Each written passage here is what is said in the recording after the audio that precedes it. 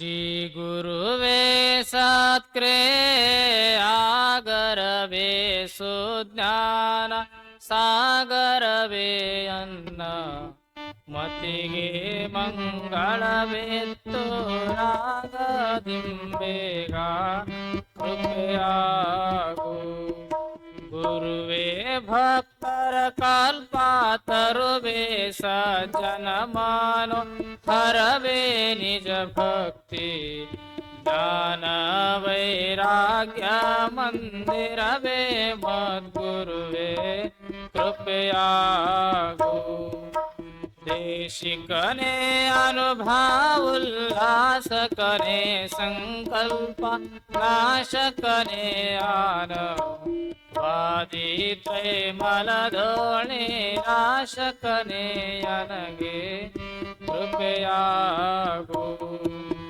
ಕಾರ್ಯಕಾರಣ ಭಕ್ತಿ ತೋರ್ಯ ತಾಮಸದ ಚಿತ್ ಸೂರ್ಯ ಎಡರಿಂಗೆ ಧೈರ್ಯವಾಗಿಯ ಗುರುವಾರ್ಯ ನೀ ನನಗೆ ಕೃಪೆಯಾಗು ನ ಗುರೋರಧಿಕವೆಂದು ಜಗದಲ್ಲಿ ಸಾರುತ್ತೆಯ ನಿಗಮ ಶ್ರುತಿ ಕೇಳಿ ಗುರುವೇ ನಾ ನಿಮ್ಮ ಪದಯುಗವ ಬನ್ನಿಪೆನು ಕೃಪೆಯಾಗು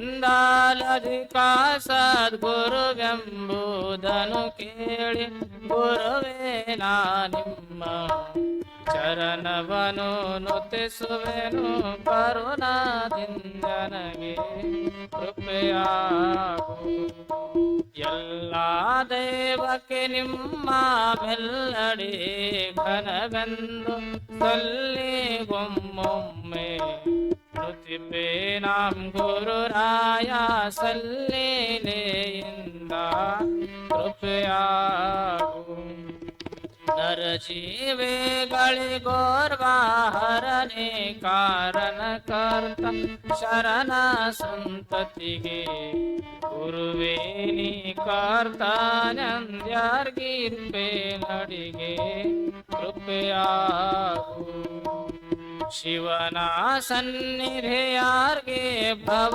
ಮರಣ ಉಂಟೆಂದು ತವ ಪಾದ ಪದ್ಮ ಸನ್ನಿಧಿಯ ಬಯಸೆ ಬಂದವ ನನಗೆ ಗುರುವೇ ಕೃಪೆಯಾಗು ವೀಣಾನೂತನ ಶಬ್ದ ಪಾನಿಂದ್ವಗೆವಂತೆ ಜಾನ ಶ್ರೀ ಗುರುವೇ ನೀ ನುಡಿಸಿದಂತೆ ನಾಮಾನದಲೇ ನುಡಿವೆ ಕೃಪೆಯಾಗು ಗುಡಿ ಮಾತಿಗೊಮ್ಮೆ ಮಾರ್ನುಡಿಯಾತ ಕೊಡುವಂತೆ ಒಡೆಯ ನೀ ಹೊಕ್ಕು ನುಡಿಗೊಟ್ಟ ಪರಿಯೋಳ ನುಡಿವೆ ನೈ ಗುರುವೇ ಕೃಪೆಯಾಗು ಯಂತ್ರವಾಹಕನ ಹಸ್ತಾಂತರ ಬಂಬೆಯದು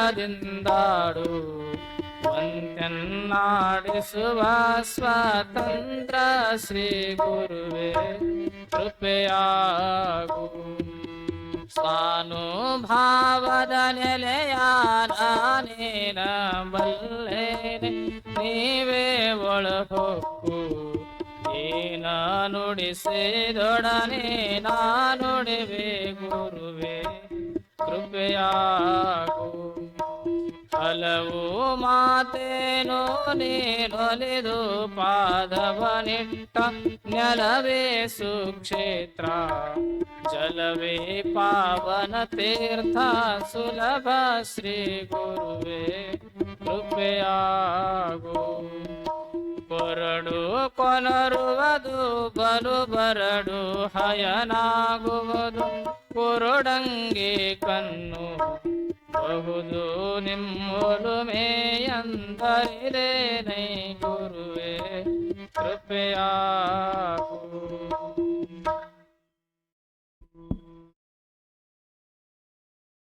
ಓಂ ಶ್ರೀ ಗುರು ಬಸವಲಿಂಗಾಯ ನಮಃ ಎಂಬಲನ್ನ ಭವಹರಿಯತ್ತು ಎಂಬಲ್ಲಿ ಸರ್ವಜ್ಞನಾದೇನು ಓ ಎಂದು ವಚಿಸುವಡೆ ವಸ್ತು ಚೈತನ್ಯಾತ್ಮಕನಾದೇನು ಇಂತೆ ಬಸವಾಕ್ಷರತ್ರಯ ಎನ್ನ ಸರ್ವಾಂಗದಲ್ಲಿ ತೊಳಗಿ ಬೆಳಗುವ ಭೇದವನೆರಿದು ಆನು ನೀನು ಬಸವ ಬಸವ ಬಸವ ಎನ್ನುತ್ತಿರುತ್ತೇನೆಯ ಗುಹೇಶ್ವರ. ಭಕ್ತಿ ಭಂಡಾರಿ ಮಹಾತ್ಮ ಬಸವಣ್ಣನವರನ್ನ ಹೃದಯಕುಮರದಲ್ಲಿ ಧ್ಯಾನಿಸಿ ಕಲ್ಯಾಣ ನಾಡಿನ ನಡೆದಾಡ ದೇವರಾಗಿರ್ತಕ್ಕಂಥ ಶತಾಯುಷಿ ಪರಂ ಪೂಜನೀಯ ಚನ್ನಬಸವ ಪಟ್ಟದೇವರನ್ನು ನೆನೆದು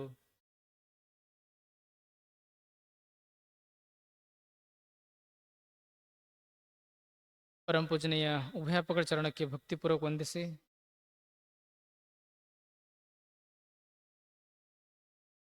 ನಮ್ಮೆಲ್ಲರೂ ಭಕ್ತಿಯ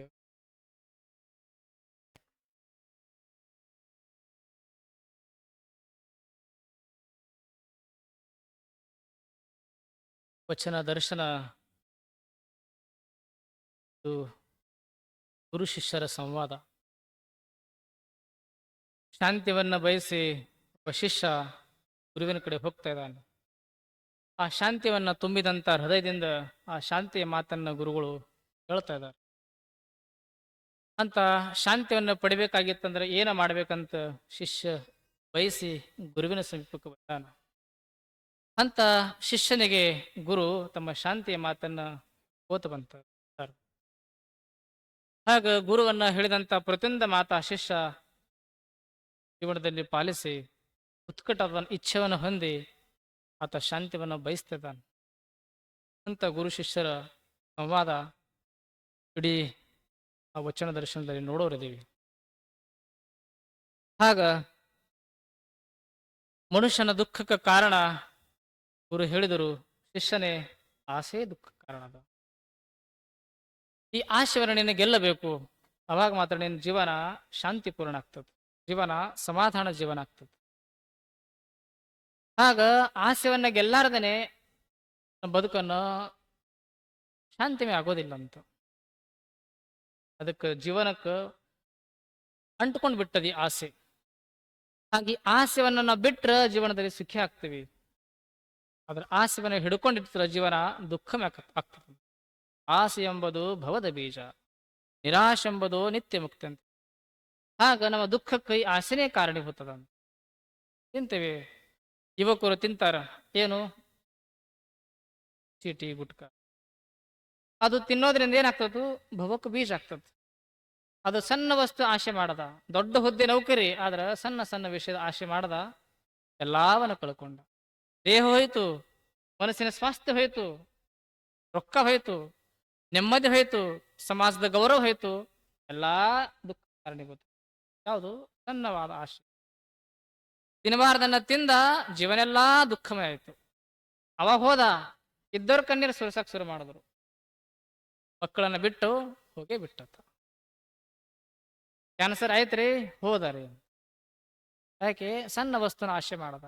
ಅದನ್ನ ಬಿಡಾಕ್ ಆಗ್ಲಿಲ್ಲ. ಎಲ್ಲಾ ಸಂಪತ್ತು ಉಣ್ಲಾಕ ಎಲ್ಲ ಅದ, ಚಲೋ ಚಲೋ ತಿನ್ನ ಅಂತ ಹೇಳಿದ್ರ ಅದನ್ನ ಬಿಟ್ಟಾನ. ಸಣ್ಣ ವಸ್ತು ತಿನ್ನಾಕ ಶುರು ಮಾಡದ, ದೇಹವನ್ನ ಕಳ್ಕೊಂಡು ಬಿಟ್ಟ. ಅದಕ್ಕಾಗಿ ಕಾಳವಿಶ್ವರನ್ನು ಹೇಳಿದ್ದು ಈ ಆಸೆಯನ್ನು ಬಿಡಬೇಕಂತ. ಆಗ ಈ ಸಣ್ಣ ಸಣ್ಣ ವಸ್ತುದಿಂದ ದೇಹ ಹಾಳಾಗ್ತದ, ಮನಸ್ಸಿನ ಸ್ವಾಸ್ಥ್ಯ ಕೆಡ್ತದ, ಇಡೀ ಜೀವನದ ಶಾಂತಿ ಭಂಗ ಆಗ್ತದ. ಶಾಂತಿಯನ್ನು ಭಂಗ ಆಗಬಾರದು, ಜೀವನ ಶಾಂತಿಪೂರ್ಣ ಆಗಬೇಕನ್ನೋದೇ ಅಂತರಿಚ್ಛೆ. ಅದಕ್ಕಾಗಿ ಇದೇ ನೆಲದಲ್ಲಿ ಇಡೀ ಕನ್ನಡ ನಾಡಿನ ಜನ ಸ್ವಸ್ಥವಾಗಿ ಬದುಕಬೇಕು, ದೇಹವನ್ನ ಸುಂದರವಾಗಿ ಕಾಪಾಡ್ಕೋಬೇಕು, ಆರೋಗ್ಯ ಮುಕ್ತ ಅನಾರೋಗ್ಯ ಮುಕ್ತ ಆರೋಗ್ಯಯುಕ್ತ ಜೀವನ ಸಾಗಿಸ್ಬೇಕಂತ ಇಚ್ಛೆಯನ್ನು ಹೊಂದಿ ಬರೇ ವ್ಯಸನಕ್ಕಾಗಿ ನಮ್ಮ ಜೀವನ ಮೀಸಲಿಟ್ಟು ಆ ವ್ಯಸನದ ಜೋಳಿಗೆಯನ್ನ, ಮಹಾಂತ ಜೋಳಿಗೆಯನ್ನು ಹಿಡ್ಕೊಂಡು ಏನ ಇಲಕೇನ ಪೂಜ್ಯ ಮಣಿಪುರ ಮಹಾಂತಪ್ಪಗಳವರು ಇಡೀ ನಮ್ಮ ನಾಡಿನ ಯುವಕರು ಸ್ವಸ್ಥವಾಗಿ ಬದುಕಬೇಕು, ಅನಾರೋಗ್ಯಕ್ಕೆ ಈಡಾಗಬಾರದು, ವ್ಯಸನಕ್ಕೆ ಬಲಿ ಆಗಬಾರದು ಅಂತ ತಿಳ್ಕೊಂಡು ಇಡೀ ತಮ್ಮ ಜೋಳಿಗೆಯಲ್ಲಿ ದುಶ್ಚಟದ ಭಿಕ್ಷವನ್ನು ಬೇಡಿ ಅವರು ಸದ್ಗುಣ ದೀಕ್ಷೆಯನ್ನು ಕೊಟ್ಟವರು. ಅಂತ ಮಹಾನ್ ತಪ್ಪಗಳ ಜನ್ಮ ನಿನ್ನೆ ದಿವಸ ಕರ್ನಾಟಕ ಸರ್ಕಾರ ಅವರಿಗೆ ವ್ಯಸನಮುಕ್ತ ದಿನ ಅಂತ ಇಡೀ ಅವ್ರು ಇರುವಾಗಲೇ ಅದನ್ನು ಆಚರಣೆ ಮಾಡಿದ್ದು. ಅಂತ ಮಹಾನ್ ತಪ್ಪಗಳು ನೋಡಬೇಕು. ಹಾಗೆ ಜನ ಸ್ವಸ್ಥವಾಗಿ ಬದುಕಬೇಕು. ಆರೋಗ್ಯ ಚಲೋ ಇತ್ತಂದ್ರೆ ಜೀವನ ಶಾಂತಿಮಯ ಆಗ್ತದೆ. ಅದಕ್ಕೆ ಆರೋಗ್ಯ ಕೆಡಲಿಕ್ಕೆ ಸಣ್ಣ ಪುಟ್ಟ ಆಶೆಗಳೇ ಕಾರಣ, ಅದನ್ನು ಬಿಡಬೇಕಂತ ಅವ್ರು ಹೇಳಿದರು. ಆಗ ಈ ಮನುಷ್ಯ ಆಸೆಯನ್ನ ಬಿಡ್ತಾ ಹೋಗಬೇಕು. ಈ ಆಸೆಯನ್ನ ಬಿಟ್ರೆ ಜೀವನ ಸುಖಿ ಆಗ್ತದೆ. ಆದ್ರೆ ಆಸೆಯನ್ನ ಬಿಡ್ಲಿಲ್ಲ ಅಂದ್ರೆ ಜೀವನ ದುಃಖವೇ ಶುರು. ಅದಕ್ಕಾಗಿ ಅಲ್ಲಮರು ಬಹಳ ಚಲೋ ಮಾತನ್ನ ಹೇಳ್ತಾರೆ. ಈ ಆಸೆಯನ್ನು ಬಿಡ್ಲಿಲ್ಲ ಅಂದ್ರೆ ಏನಾಗ್ತದೆ? ಅದಕ್ಕೆ ಈ ಆಸೆಯನ್ನು ಬಿಡ್ಲಿಲ್ಲ ಅಂತಂದ್ರ ಜೀವನ ದುಃಖವೇ ಆಗ್ತದೆ. ಆದ್ರೆ ಆಸೆಯನ್ನು ಬಿಡಬೇಕಂತ. ಅದಕ್ಕೆ ಅವ್ರು ಹೇಳ್ತಾರ, ಆಸೆ ಎಂಬ ಕೂಸನೆತ್ತಲು ರೋಷ ಎಂಬ ತಾಯಿ ಮುಂದೆ ಬಂದಿಪ್ಪಳು. ಆಸೆವೆಂಬ ಕೂಸನೆತ್ತಲು ರೋಷವೆಂಬ ತಾಯಿ ಮುಂದೆ ಬಂದಿಪ್ಪಳು ನೋಡ. ಎರಡ ಇಲ್ಲದ ಕೂಸನೆತ್ತಬಲ್ಲಡೆ ಆತನಳಿ ಇಂಗೆಕ್ಕು ಕಾಣ ಗುಹೇಶ್ವರ. ಮೂರನೇ ಸಾಲಿನ ವಚನ ಅಲ್ಲಮರಷ್ಟು ಚಲೋ ಹೇಳ್ತರು. ಸಣ್ಣ ಕೂಸದ, ಎಷ್ಟು ಚಲೋ ಮುದ್ದಾದ ಕೂಸದ, ಏನು ಕೂದಲುಗಳದಾವ, ಎಲ್ಲಾ ಕೂದಲಿರುವಂತ ಕಣ್ಣುಗಳು ಹೊಳಿತದಾವ. ಅಷ್ಟೇ ಈಗ ತಾನೇ ಇದು ಕೂಸದು ಸರಿ. ಅದನ್ನ ಆತ ಎತ್ಕೊಂಡ, ಒಬ್ಬ ಮನುಷ್ಯ ಅದನ್ನ ಎತ್ಕೊಂಡ. ಹೀಗೆ ಎತ್ಕೊಂಬಾರ ನಿಮ್ಮ ಗರ್ಜನೆ ಕೇಳುವಂತು. ಹೌದು, ಹುಲಿಯ ಗರ್ಜನೆ. ಆ ಮರಿ ಇದ್ದಿದ್ದು ಅದು ಜಿಂಕೆ ಮರಿ, ಅದು ಹುಲಿ ಮರಿ ಇತ್ತು. ಆ ಹುಲಿ ಮರಿ ಎತ್ಕೊಂಡ, ಆ ಹುಲಿ ಮರಿನ ಎತ್ಕೊಂಬಾರಲ್ಲಾಗಿ ಹುಲಿ ಗರ್ಜನೆ ಕೇಳಿಬಂತು. ಯಾವಾಗ ಅದನ್ನ ಕೂಸನ ಆ ಸಣ್ಣ ಏನ ಮರಿ ಇತ್ತು, ಹುಲಿ ಮರಿ ಅಂತ ಕೂಡ ಸಣ್ಣ ಮುದ್ದಾದ ಮರಿ ಇತ್ತು, ಮರಿ ಹಿಡಿಸ್ತು. ಹಿಡಿಸಿದನೆ ಬಿಡಬಾರ್ದು ಅಂತ ಅನಿಸ್ತು. ಅದನ್ನ ಎತ್ಕೊಂಬಾರನೆ ಹುಲಿ ಬಂದು. ಅವಾಗ ಈ ಮರಿ ಇಡಬೇಕು ಮನಸ್ಸಿಲ್ಲ, ಅದನ್ನ ಬಿಟ್ಟಿಲ್ಲ ಅಂದ್ರ ಇವನು ಬದುಕೋದು ಗತಿಲ್ಲ. ಆಗ ಆಸೆ, ಅದು ಸಣ್ಣ ಕೂಸೆ, ಆ ಮರಿ ಎತ್ಕೊಂಡ ಹುಲಿಯ ಮರಿಯನ್ನ. ಅವಾಗ ತಾಯಿ ಹುಲಿ ಬಂದಳು, ಗರ್ಜಿಸಿದಳು, ಬಿಟ್ಟ, ಇವ ಉಳ್ದ, ಹಿಡದ, ಹೋದ. ಆಗ ಇದು ಆಸೆ. ಹಾಗಲ್ಲ ಅವರು ಎಷ್ಟು ಚಲೋ ಉಪಯೋಗ ಕೊಡ್ತಾರೆ. ಆಗ ಹುಲಿ ಮರಿ ಚಲೋ ಕಾಂತತ್, ಅದ ಚಲೋ ಕಾಂತ ಅಂದ್ಕೊಂಡು ಹಿಡಬಾರ್ದಂತ. ಯಾವ್ದಾವ್ದು ಚಲೋ ಕಾಂತ ಅದ ಹಿಡ್ದ ಹೋದ ಅಂತ. ಅದು ಹಿಡಿದದನ್ನ ಬಿಟ್ಟ ಬದುಕದ ಅಂತ. ಎಷ್ಟು ಚಲೋ ಉಪಮೆ ಕೊಟ್ಟಾರ ಅವರು. ಆ ಜಾಗ ಹುಲಿ ಮರಿ ಜಾಗದಾಗ ಏನೇನು ಇಟ್ಕೋಬಹುದು ನಾವು. ಆಗ ಹಿಡಬಾರ್ದನ್ನ ತನ್ನ ಅಲ್ಲದ್ದು, ಅದ್ರ ಚಲೋ ಕಂಡಿದ್ದು, ಚಲೋ ಕಾಂತ ಅಂತ ನೋಡಿ ಖುಷಿ ಪಡ್ಬೇಕು. ಅದನ್ನ ಹಿಡಿದು ಖುಷಿ ಪಡಬಾರಂತ. ನೋಡಿ ಸಂತೋಷ ಪಡದೆ ಬೇರೆ, ಹಿಡಿದು ಸಂತೋಷ ಪಡ. ತೋಟದಾಗ ಹೂ ಅದಾವ, ನೋಡಿ ಸಂತೋಷ ಪಡಬೇಕು. ಅದು ಇನ್ನೊಬ್ಬರ ತೋಟದ ಹೂವ ಹಿಂಗೆ ಹಿಡ್ದ ಅಂದ್ರ ದುಃಖ ಆಗ್ತದೆ. ಆಗ ಆ ಹುಲಿ ಮರಿಯನ್ನು ಹಿಡ್ದ, ಎತ್ತಕೊಂಡ, ದರ್ಶನ ಕೇಳಿ ಬಂತು. ಇಟ್ಟ, ಬದುಕದ, ಹಿಡ್ದ, ಹೋಗೇ ಬಿಟ್ಟ. ಹಾಗಲ್ಲ ಅವರ ಚಲೋ ಉಪಯೋಗ ಕೊಡ್ತಾರೆ. ಆಸೆ ಎಂಬ ಕೂಸನೆತ್ತಡೆ, ಆಸೆ ಎಂಬ ಕೂಸನೆತ್ತಡೆ ರೋಷ ಬಂದವೆಂಬ ತಾಯಿ ಮುಂದೆ ಬಂದಿಪ್ಪಳು ನೋಡ.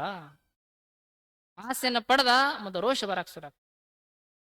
ಆಗ ಒಂದು ವಸ್ತು ಬಯಸಿದೇವೆ, ಅದನ್ನ ಸಿಗಲಿಲ್ಲ ಅಂದ್ರ ದುಃಖ ಕೊಡಕ್ ಶುರು. ರೋಷ್, ಸಿಟ್ಟು. ಆಸೆದು ಕೂಸಿದ್ದಂಗ, ರೋಷದು ತಾಯಿ ಇದ್ದಂಗಂತ.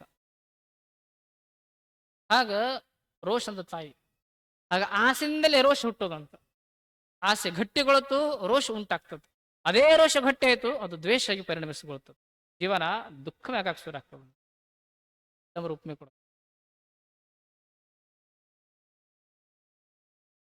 ಇತಿಹಾಸ ಎಂಬುದನ್ನು ನಾವು ಪಾಠ ಕಲಿಬೇಕಂತ ಎಷ್ಟು ಚಲೋ ಚಲೋ ಇತಿಹಾಸದಲ್ಲಿ ಬರೆದಿಟ್ರು. ಆಗ ಒಬ್ಬ ಋಷಿ ಇದ್ರು, ಅವ್ರ ಹೆಸರು ಜಮದಾಗ್ನಿ ಋಷಿ ಅಂತ. ಏನವರು, ಅವ್ರ ಹೆಸರೇ ಜಮದಾಗ್ನಿ. ದೊಡ್ಡ ತಪಸ್ವಿಗಳು, ಆದ್ರ ಅಗ್ನಿ ಅಷ್ಟು ಭಯಂಕರ ಸಿಟ್ಟು ಅವರಲ್ಲಿ, ರೋಷ ತುಂಬಿತ್ತು. ಅವರಿಗೆ ಮಾತಾಡೋ ಸಾಮರ್ಥ್ಯ ಯಾರಿಗಿರಲಿಲ್ಲ. ಯಾಕೆ, ಯಾರಿಗೆ ಶಾಪ, ಯಾವಾಗೇನು ಶಾಪ ಕೊಡ್ತಾರಂತ ಹೇಳಲಿಕ್ಕೆ ಆಗ್ತಿರಲಿಲ್ಲ. ಅಷ್ಟು ಜಮದಾಗ್ನಿ ಋಷಿ. ಅಂತ ಜಮದಾಗ್ನಿ ಋಷಿ ಆಶ್ರಮಕ್ಕೆ ಒಂದ್ ದಿವಸ ಒಬ್ಬ ರಾಜ ಬಂದ. ಅವನ ಹೆಸರು ಕಾರ್ತಿವೀರಾರ್ಜುನ್ ಅಂತ ಅವನ ಹೆಸರು. ಆ ರಾಜ ಸಹಜವಾಗಿ ಬಂದಿದ್ದ. ಅದರ ಆಶ್ರಮದ ಪದ್ಧತಿ, ಯಾರೇ ಆಶ್ರಮಕ್ಕೆ ಬರ್ತಾರಂದ್ರೆ ಅವರನ್ನ ಉಪಚಾರ ಮಾಡೋದು ಪದ್ಧತಿ. ಆಗ ಜಮದಾಗ್ನಿ ಋಷಿ ಇರಲಿಲ್ಲ, ಅವರು ಹೋಗಿದ್ರು ಅರಣ್ಯಕ್ಕೆ. ಅವರ ಹೆಂಡತಿ ಮತ್ತು ಅವರ ಮಕ್ಕಳು ಎಲ್ಲರೂ ಆ ರಾಜರಿಗೆ ಅತಿಥಿ ಅಂತ ಭಾವಿಸಿ ಎಲ್ಲವನ್ನ ಅದರ ಆತಿಥ್ಯ ಮಾಡಿದರು. ಎಲ್ಲವನ್ನ ಉಣ್ಲಿಕ್ಕೆ ಎಲ್ಲಾ ವ್ಯವಸ್ಥೆ ಮಾಡಿದರು. ಆತ ಪ್ರಸಾದವನ್ನು ಸ್ವೀಕರಿಸಿ ಹೋದ. ಇದು ಅದರಾತಿಥ್ಯ ಮಾಡೋ ಪದ್ಧತಿ. ಆದ್ರೆ ಆ ಕಾರ್ತಿವೀರಾರ್ಜುನ ರಾಜ ಹಾಗೇ ಹೋಗಬೇಕಾಗಿತ್ತು. ಆದ್ರೆ ಹೋಗಬೇಕಾದ್ರೆ ಅಂಗಳದಲ್ಲಿ, ಒಂದು ಆಶ್ರಮದ ಪರಿಸರದಲ್ಲಿ ಒಂದು ಮುದ್ದಾದ ಆಕಳ ಮರಿ ಇತ್ತು. ಹಂಗೆ ಹುಲಿ ಮರಿ ಹಿಡಿದಿದ್ದಲ್ಲ, ಹಂಗವ ಆಕಳ ಮರಿ ಬಹಳ ಚಲೋ ಆಕಳ ಕರು ಇತ್ತು.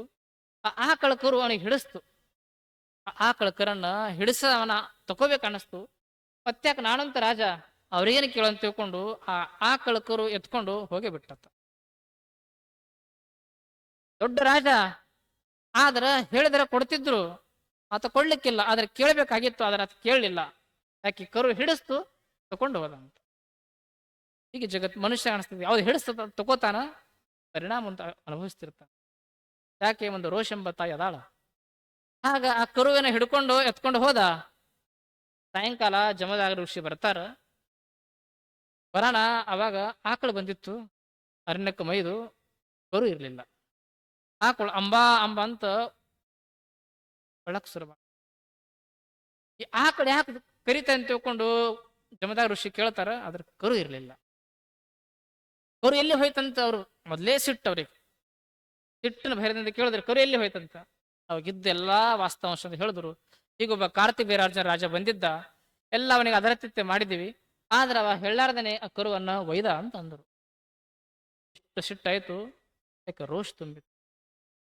ಆ ಸಿಟ್ಟನ್ನ ತಡ್ಕೊಲಾರ್ದನೆ ನೇರವಾಗಿ ಜಮದಾಗ ಋಷಿ ಅವನ ಅರಮನೆಗೆ ಹೋದರು, ಕಾರ್ತಿವೀರ್ಯಾರ್ಜುನ ಹತ್ತಿರ. ಆ ಸಿಟ್ಟಿನ ಭರದಿಂದ ಅವನಿಗ ಸಾಯಿಸಿಬಿಟ್ರು. ಅವನಿಗೆ ಕಾರ್ತಿವೀರ್ಯಾರ್ಜುನ ಸತ್ತ. ಅವನು ಸಾಯಿಸಿ ಮತ್ತೆ ಆಶ್ರಮಕ್ಕೆ ಬಂದರು. ಇವರು ಆಶ್ರಮಕ್ಕೆ ಬರೋಣ ಅವರ ಮಕ್ಕಳು ಬಂದರು. ಯಾರು? ಕಾರ್ತಿವೀರ್ಯಾರ್ಜುನ ಮಕ್ಕಳು. ಜಮದಾನ ಋಷಿ ನನ್ನ ತಂದೆನ ಸಾಯಿಸಿದ, ಅವನನ್ನು ನಾವು ಬಿಡಬಾರದಂತ ಯಾರು? ಅವ್ರ ಮಕ್ಕಳು. ಆಗ ನಮ್ಮ ತಂದೆಯನ್ನ ಸಾಯಿಸಿದವನು ಅವನಿಗೆ ಬಿಡಬಾರದಂತ. ಏನು ಕರು ತಂದೆನೇನಾಯ್ತು? ಅವರು ಒಯ್ಬೇಕಾಗಿತ್ತು, ಅದ್ರ ಸಾಯಿಸಬೇಕಾಗಿತ್ತೇನು? ಅವರ ಸಾಯಿಸರಂದ್ರೆ ಅವ್ರನ್ನ ಬಿಡಂಗಿಲ್ಲ ಅಂತ. ಅವ್ರ ರಾಜರ ಮಕ್ಕಳು ಯಾವಾಗ ಪರಶುರಾಮ ಇರಲಿಲ್ಲ ಅಂತ ಪರಶುರಾಮ ಇಲ್ಲದ ಸಮಯವನ್ನೇ ಹಾದಿ ಕಾಯ್ತಾ ಇದ್ರು. ಪರಶುರಾಮ ಇಲ್ಲದ ಸಮಯದಲ್ಲಿ, ಮಕ್ಕಳಿಲ್ಲದ ಸಮಯದಲ್ಲಿ ಬಂದು ಈ ಜಮದಾಗ ಋಷಿ ತಂದೆಯನ್ನು ಕೊಂದಿದ್ದ. ಆಗ ಪರಶುರಾಮ ಇಲ್ಲದ ಸಮಯ ನೋಡಿ ಆ ರಾಜರ ಮಕ್ಕಳು ಬಂದು ಜಮದಾಗ ಋಷಿಯನ್ನ ಜಮದಾಗ ಋಷಿ ಯಾವಾಗ ಸತ್ತ ಸಾಯಿಸಿದ್ರು. ಆಮೇಲೆ ಬಂದು ಪರಶುರಾಮ ಬರ್ತಾನ, ಗೊತ್ತಾಯ್ತು ನನ್ನ ತಂದೆನ ಯಾರು ಸಾಯಿಸ್ಯಾರಂತ. ಆ ಕಾರ್ತಿವೀರ್ಯಾರ್ಜುನ ಮಕ್ಕಳು ನಿನ್ನ ತಂದೆನ ಸಾಯಿಸ್ಯಾರಂತ ಹೇಳಿದಳು. ಅವಾಗ ಮತ್ತೆ ಪರಶುರಾಮ ಸುಮ್ಕಿರ್ತಾನೆ. ನಾನು ನನ್ನ ತಂದೆಗೆ ಅವ್ರು ಸಾಯಿಸ್ಯಾರ ಅಂದ್ರೆ ಅವ್ರನ್ನ ಬಿಡಬಾರದಂತ ಹೋದ. ಮೊದಲೇ ತಪಸ್ವಿ ಪರಶುರಾಮ, ಅವರನ್ನು ಎದುರಿಸುವ ಸಾಮರ್ಥ್ಯ ಯಾರಿಗಿರಲಿಲ್ಲ. ಏನಂತ ಪರಶುರಾಮ ಶಸ್ತ್ರವನ್ನು ತಪಸ್ಯ ಮಾಡಿ ಪಡೆದಂತ ಶಸ್ತ್ರ, ಅವನನ್ನು ಎದುರಿಸುವ ಸಾಮರ್ಥ್ಯ ಯಾರಿಗಿರಲಿಲ್ಲ. ಹೋದ, ರಾಜನ 4 ಮಕ್ಕಳನ್ನ ಸಾಯಿಸಿಬಿಟ್ಟ. ಅಷ್ಟಕ್ಕೆ ನಿಲ್ಲಬೇಕಾಗಿತ್ತು ರೋಷ, ಆದ್ರ ರೋಷ ಅಷ್ಟಕ್ಕೆ ನಿಲ್ಲಿಲ್ಲ. ಯಾಕೆ? ಅದು ರೋಷ ತಾಯಿ ಆಗಿದ್ದಳು. ಆಸೆ ಎಂಬ ಕೂಸನೆತ್ತಡೆ ರೋಷ ಎಂಬ ತಾಯಿ ಮುಂದೆ ಬಂದಿಪ್ಪಳು ನೋಡ. ಯಾಕದು ತಾಯಿ. ಆ ರೋಷ ಇಷ್ಟು ತುಂಬಿತ್ತು ಪರಶುರಾಮ ಹತ್ತಿರ. ಸಂಕಲ್ಪ ಮಾಡದ, ಬರೇ 4 ಜನರಿಗೆ ಅಲ್ಲ, ಈ ಭೂಮಂಡಲದಲ್ಲಿ ಪೃಥ್ವಿ ಮೇಲೆ ಯಾರ್ಯಾರ ಕ್ಷತ್ರಿಯ ಅದಾರ, ಕ್ಷತ್ರಿಯನ ಒಬ್ಬರನ್ನು ಇಡಬಾರದಂತ ಹುಡುಕ್ಯಾಡು ಸಾಯಿಸಕ್ ಶುರು ಮಾಡ. ಯಾರ್ಯಾರ ಕ್ಷತ್ರಿಯ ಅದಾರ ಎಲ್ಲರನ್ನ ಮುಗಿಸ್ಬೇಕಂತ ಬರೀತಾರ. 17 ಸಲ ಭೂಮಿಯನ್ನು ಪ್ರದಕ್ಷಿಣೆ ಮಾಡಿ ಎಲ್ಲಾ ಕ್ಷತ್ರಿಯನ ನಿರ್ನಾಮ ಮಾಡಿದಂತ. ಆಗ ಈ ರೋಷ ಇತ್ತಂತಂದ್ರ ಜೀವನದಲ್ಲಿ ಶಾಂತಿ ಇರಾಕ್ ಹೆಂಗ ಸಾಧ್ಯ ಆಗ್ತದೆ? ಯಾವ ಧರ್ಮ, ಯಾವ ದೇವರು ಅವನ ಶಾಂತಿ ಕೊಡಕ್ ಸಾಧ್ಯ ಆಗ್ತದೆ? ಆಗ ಶರಣರು ಹೇಳ್ತಾರ, ಅಲ್ಲಮರು, ಎಲ್ಲಿವರೆಗೆ ರೋಷ ಅದ ಅಲ್ಲಿವರೆಗೆ ಶಾಂತಿಯನ್ನ ಯಾರು ಕೊಡಕ್ ಸಾಧ್ಯ ಆಗುದಿಲ್ಲ. ಆಗ ಹಾವಿನ ರೋಷ 12 ವರ್ಷ ಅಂತ, ಮನುಷ್ಯನ ರೋಷ 100 ವರ್ಷ. ಹಾಗದು ಬಿಡೋಕ್ ಸಾಧ್ಯ. ಆಗ ಇಂಥ ರೋಷ, ಈ ದ್ವೇಷದ ಧಗೆವನ್ನ, ಉರಿವನ್ನ ಹತ್ತಂತದ ಜೀವನ ಭಯಾನಕ ಆಗಕ್ ಶುರು ಆಗ್ತದೆ. ಇದನ್ನು ಎಲ್ಲಿವರೆಗೆ ನಾವು ಗೆಲ್ಲೋದಿಲ್ಲವೋ ಅಲ್ಲಿವರೆಗೆ ಜೀವನ ಶಾಂತ ಆಗೋದು ಬಹಳ ಕಷ್ಟದ. ಆಗ ಒಳಗ ಧಗೆ ಇತ್ತಂದ್ರ ಜೀವನ ಶಾಂತ ಆಗೋದು ಹೆಂಗಂತ. ಒಳಗ ಉರಿ ಹತ್ಯದ, ಒಳಗ ಮಾತ್ರ ಶಾಂತಿಯಿಂದ ಬದುಕ ಅಂದ್ರೆ ಅದು ಹೆಂಗ ಸಾಧ್ಯ? ಆಗ ಗುರು ಶಿಷ್ಯನಿಗೆ ಹೇಳ್ತಾ ಇದಾರ, ಶಿಷ್ಯನೇನೇನು ಜೀವನ ಶಾಂತಿ ಆಗಬೇಕಾದ್ರ ಈ ರೋಷವನ್ನು ಬಿಡಬೇಕಾಗ್ತದೆ. ಯಾವುದು? ಈ ದ್ವೇಷವನ್ನು ಬಿಡಬೇಕಾಗ್ತದೆ. ಈ ರೋಷದ ಉರಿ ಎಲ್ಲಿವರೆಗೆ ಆರೋದಿಲ್ಲವೋ ಅಲ್ಲಿವರೆಗೆ ಶಾಂತಿ ನನಗ ಸಿಗೋದಿಲ್ಲ ಅಂತ. ರೋಷದ ಉರಿ ಆರಬೇಕಾಗ್ತದೆ. ಈ ದ್ವೇಷನೇ ಜಗತ್ತನ್ನು ನಾಶ ಮಾಡ್ತದಂತ. ಎಂತ ದೇಶದ ನಡುವ ಭಯಾನಕ ದ್ವೇಷ. ಆಗ ಭಗವಂತ ಇಷ್ಟೆಲ್ಲ ಸುಂದರ ಜಗತ್ತು ತಯಾರ ಮಾಡದ, ಏನು ಕೊರತೆ ಇಟ್ಟಾನ? ಏನು ಕೊರತೆ ಇಲ್ಲ, ಎಲ್ಲಾ ಅದ. ಎಲ್ಲಾ ಇದ್ರ ಸಮೇತ ನಾವೆಲ್ಲ ಜಗಳ ಆಡ್ತಿರ್ತೀವಿ. ಒಬ್ಬ ಮನೆ ತಂದೆ ಚಲೋ ಮನೆ ಕಟ್ಟಿದ, 4 ಮಕ್ಕಳ ಮನ್ಯಾಗ ಅದಾರ, ಆದ್ರ 4 ಮಕ್ಕಳು ದಿನಾ ಜಗಳ ಆಡ್ತಿರ್ತಾರ. ತಂದೆ ಅನಸ್ತತು, ಯಾಕೆ ಜಗಳ ಆಡ್ತಾರೆ? ಎಲ್ಲಾ ಹಂಚಿ ಕೊಟ್ಟಿನಿ, ಈ ಹೊಲ ನಿನಗ, ಈ ಮನೆ ನಿನದು, ಈ ಸಂಪತ್ತು, ಈ ದುಕಾನ್ ಎಲ್ಲಾ ಹಂಚಿಗದ, ಆದ್ರೆ ದಿನಾ ಜಗಳ. ಜಗಳ ಇದ್ದ ಮನೆಯಲ್ಲಿ ಶಾಂತಿ ಇರಕ್ ಸಾಧ್ಯ ಆಗ್ತದೆ. ಆಗ ತಂದೆಗೆ ಅನಸ್ತತಿ, ಈ 4 ಮಕ್ಕಳನ್ನ ಕೂಡಿಸ್ಬೇಕು, ಅವಾಗ ಈ ಮನೆ ಚಲೋ ಇರ್ತದ, ಮನೆ ಹೊಡಿಬಾರದಂತ. ಆಗ ತಂದೆಗೆ ಅನಿಸ್ದಂಗ, ಆಗ ಭಗವಂತನಿಗೆ ಅನಸ್ತು, ನಾನು ಜಗತ್ ತಯಾರು ಮಾಡೀನಿ, ಈ ನನ್ನ ಮಕ್ಕಳನ್ನ ಕೂಡಿಸಿರ್ಬೇಕಂತ. ಆಗ ಈ ಒಂದು ಊರಿರ್ತದ, ಊರಲ್ಲಿ ಊರುಗಳು ಜಗಳ ನಡೀತಿರ್ತದ. ಅದಕ್ಕೆ ಆ ಜಗಳವನ್ನ ಬಗೆಹರಿಸಬೇಕಾದ ಏನು? ಆ ಊರಾಗ ಯಾರು ಪ್ರಮುಖ ಇರ್ತಾರ, ಆ ಪ್ರಮುಖದಿಂದಲೇ ಜಗಳ ಆಗೋದು. ಊರ ಪ್ರಮುಖರು ಸುಧಾರಣೆ ಆದರೂ ಊರೆಲ್ಲ ಸುಧಾರಣೆ ಆಗ್ತದೆ. ಆಗ ನಾಡ ಪ್ರಮುಖರು ಸುಧಾರಣೆ ಆದರೂ ನಾಡೆಲ್ಲ ಸುಧಾರಣೆ ಆಗ್ತದೆ. ಹಂಗ ದೇಶದ ಒಡೆಯರು ಸುಧಾರಣೆ ಆದ್ರ ದೇಶ ಎಲ್ಲ ಸುಧಾರಣೆ ಆಗ್ತದೆ. ಅದಕ್ಕೆ ದೇವರಿಗೆ ಅನಸ್ತು, ನನ್ನ ಜಗತ್ತು ಎಷ್ಟು ಚಲೋ ಅದ, ನೆಮ್ಮದಿಲ್ಲ, ಪ್ರಾಣಿ ಪಕ್ಷಿ ಎಲ್ಲಾ ಚಲೋ ಬದುಕ್ತದಾರ, ಆದ್ರೆ ಮನುಷ್ಯ ಮಾತ್ರ ಎಷ್ಟು ಭಯಾನಕ ಅದಕ್ಕೆ ಮನುಷ್ಯ ಹಂಗ ಭಯಾನಕ ಬದುಕಬಾರದು, ಆತ ನಕ್ಕೋತ ಬದುಕಬೇಕು, ಅದನ್ನ ಈ ಜಗಳವನ್ನ ಬಗೆಹರಿಸಬೇಕು ಅಂತ ಭಗವಂತನಿಗೆ ಅನಸ್ತಂತ. ವಿಚಾರ ಮಾಡದ, ಜಗಳ ಯಾರು ಆಡ್ತಾರ? ಯಾರಲ್ಲಿ ಸಾಮರ್ಥ್ಯ ಅದ ಅವರೇ ಜಗಳ ಆಡ್ತಾರ, ಯಾರಲ್ಲಿ ಸಾಮರ್ಥ್ಯ ಇಲ್ಲಾರದು ಜಗಳ ಆಡೋದಿಲ್ಲ. ಹಂಗ ಜಗತ್ತನ್ನ ಶಾಂತವಾಗಿ ಅದ, ಅದ್ರ ಕೆಲವು ರಾಷ್ಟ್ರ ಮಾತ್ರ ಬಲಾಢ್ಯ ಇರೋದ್ರಿಂದ ಅವ್ರ ಜಗಳಗಳು ಆಡ್ತಾ ಇದಾವ. ಆ ಬಲಾಢ್ಯ ರಾಷ್ಟ್ರವನ್ನ ಸಮಾಧಾನ ಪಡಿಸಿದ್ರ ಜಗತ್ತೆಲ್ಲ ಸಮಾಧಾನ ಆಗ್ತದಂತ ದೇವನಿಗೆ ಅನಸ್ತು. ಅದಕ್ಕ ವಿಚಾರ ಮಾಡದ, ಹೆಂಗ ಬಲಾಢ್ಯ ಯಾರದಾರ? ಅಮೇರಿಕಾ, ಆಮೇಲೆ ರಷ್ಯಾ, ಚೈನಾ. ಈ 3 ದೇಶದ ರಾಷ್ಟ್ರಾಧ್ಯಕ್ಷ ಭಗವಂತ ಕರೆದು ಕೇಳಂತ, ಯಾಕಪ್ಪ ನಿಮಗೆ ಏನು ಬೇಡಿಕೆ ಏನದ ಹೇಳ್ರಿ, ಯಾಕೆ ಜಗಳ ಆಡ್ತೀರಿ? 3 ಬೇಡಿಕೆ ಈಡೇರಿಸಿದ್ರ ಜಗತ್ತೆಲ್ಲ ಸುಧಾರಣೆ ಆಗ್ತದೆ. ಅದಕ್ಕೆ 3 ಬೇಡಿಕೆನ ಈಡೇರಿಸ್ಬೇಕಂತ ದೇವನಿಗೆ ಅನಸ್ತು, ಕರೆದು ಕೇಳದಂತ. ಮೊದಲು ಅಮೇರಿಕದವ್ರು ಕೇಳ್ದ, ದೊಡ್ಡವರಿದೆ, ಎಲ್ಲಾ ನಿಂಬಲ್ಲ ಅದ, ಇಷ್ಟೆಲ್ಲ ಇದ್ರ ಸಮೇತ ಯಾಕೆ ಜಗಳ ಆಗ್ತೀರಿ? ನಿಮ್ ಬೇಡಿಕೆ ಏನದ ಹೇಳ್ರಿ, ನಿಮ್ಗೆ ಏನು ಕೊರತೆ ಅದ ಹೇಳ್ರಿ, ನಾ ಕೊಡ್ತೀನಿ ಅಂತಂದ. ಒಂದೇ ಒಂದು ಬೇಡಿಕೆ ಅಂತ, ಏನದು ಹೇಳ್ರಿ ಅಂತ. ಈ ಭೂಪಟಲ ಮೇಲೆ, ಈ ಭೂಮಂಡಲ ಮೇಲೆ, ಈ ಜಗತ್ತಿನಲ್ಲಿ ರಷ್ಯಾ ಇರಬಾರದು, ನಮ್ದು ಒಂದೇ ಬೇಡಿಕೆ. ರಷ್ಯಾ ನಿರ್ನಾಮ ಆಗಬೇಕು, ರಷ್ಯಾ ಇಲ್ಲದಾಗಬೇಕು. ರಷ್ಯಾ ನಿರ್ನಾಮ ಆಯ್ತು ಸಾಕು, ಜಗಳ ಬಗ್ಗೆ ಇರುತ್ತೆ. ಬೇಡಿಕೆ ಅಂತ ಇಟ್ಟು ಕೊನೆಗೆ ಆಯ್ತಂತ ಭಗವಂತ ಅಂದ. ಕೊನೆಗೆ ರಷ್ಯಾದವ್ರಿಗೆ ಕೇಳ್ದ, ನಿನ್ನ ಬೇಡಿಕೆ ಏನದ ಹೇಳು, ನೀ ಯಾಕೆ ಜಗಳ ಆಡ್ತ? ಆ ರಷ್ಯಾದವ್ರು ಹೇಳಿದ್ರು, ನಂದೇನು ಬೇಡಿಕೆ ಇಲ್ಲ, ಒಂದೇ ಒಂದು ಬೇಡಿಕೆ, ಈ ಭೂಪಟದ ಮೇಲೆ, ಭೂಮಂಡಲದ ಮೇಲೆ ಅಮೆರಿಕ ಇರಬಾರದು. ಅಮೆರಿಕ ಇಲ್ಲದಾಯ್ತು, ನಾ ಆರಾಮಾಗಿರ್ತೀನಂತ. ಆಯ್ತು. ಕೊನೆಗೆ ಚೈನಾದವ್ರಿಗೆ ಕೇಳಿದ್ರಂತ, ನಿನ್ನ ಇಚ್ಛೆ ಏನದು ಹೇಳಂತ. ಅವಾಗ ಅವ ಹೇಳದಂತ, ನನ್ನ ಇಚ್ಛೆ ಏನಿಲ್ಲ, ಒಂದೇ ಒಂದು ಇಚ್ಛೆ, ಇವ್ರಿಬ್ಬರನ್ನ ಕೇಳ್ಯಾರಲ್ಲ ಅವ್ರ ಇಚ್ಛೆವನ್ನ ಕಾಲಕ್ಕೆ ಈಡೇರಿಸು ಸಾಕಂತಂದಂತ. ತಿಳಿದಲ್ಲ, ಈ ಇಬ್ಬರೇ ಕೇಳ್ಯಾರಲ್ಲ ಅವ್ರ ಇಚ್ಛೆ ಈಡೇರಿಸು ಸಾಕು, ನನ್ನ ಇಚ್ಛೆ ಪೂರ್ತಿ ಆಯ್ತಂತಂತ. ಅಂದ್ರೆ ಭೂಮಂಡ ಮೇಲೆ ಅಮೆರಿಕ ಮತ್ತು ರಷ್ಯಾ ಇಬ್ಬರು ಇಲ್ಲ ಮಾಡು, ಅವ್ರ 2 ದೇಶ ಇಲ್ಲದಂಗ ಆಯ್ತಂದ್ರ ಸಾಕು, ನಂದೇ ಉಳಿತಂತ. ಹಿಂಗಿತ್ತಂದ್ರ ಜಗತ್ತು ಹೆಂಗ ಸುಂದರ ಆಗಕ್ ಸಾಧ್ಯ? ಆಗ ಈ ಪ್ರತಿಯೊಬ್ಬರಲ್ಲಿ ಈ ಭಾವ ಇತ್ತಂದ್ರ, ಈ ದ್ವೇಷ ಇತ್ತಂದ್ರ ಜೀವನ ಹೆಂಗಾಗ್ತದೆ? ಈ ಬೈಕಿಯವನ್ನ ಯಾರಿಂದ ಈಡೇರಿಸಲಿಕ್ಕೆ ಸಾಧ್ಯ ಹೆಂಗಾಗ್ತದೆ? ಆಗ ಈ ದ್ವೇಷವನ್ನ ಹೋಗಬೇಕಾಗ್ತದೆ. ದ್ವೇಷ ಹೋಯ್ತು, ಜೀವನ ಸುಂದರ ಆಗ್ತದೆ.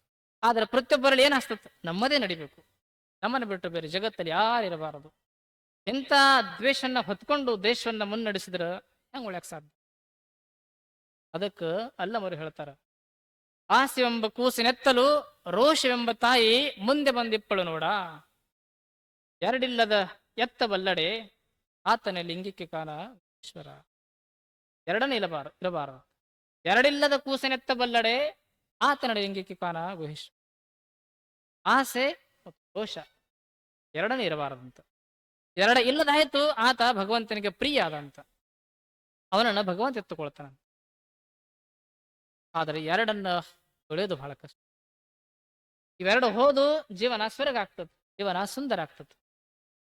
ಅದು ಎರಡಿತ್ತು ಜೀವನ ದುಃಖಮಕ್ಕೆ ಸುರ. ಹಾಗ ಇಡೀ ಎಲ್ಲಾ ಕೂಡ ಯಾರ್ಯಾರ ಮಹಾತ್ಮರದಾರ ಅಲ್ಲಿ ಎಲ್ಲಾ ಇವರಿರೋ ಬುದ್ಧದಾನ ಅಂದ್ರೆ ಅಲ್ಲಿ ದೇವದತ್ತ ಇರೋದೆ. ಅಂತ ಶಾಂತಿ ಪ್ರಿಯ ಬುದ್ಧ ಈ ಜೀವನ ತುಂಬ ಆತ ಶಾಂತಿ ಮಾತನೆ ಹೇಳಿದ.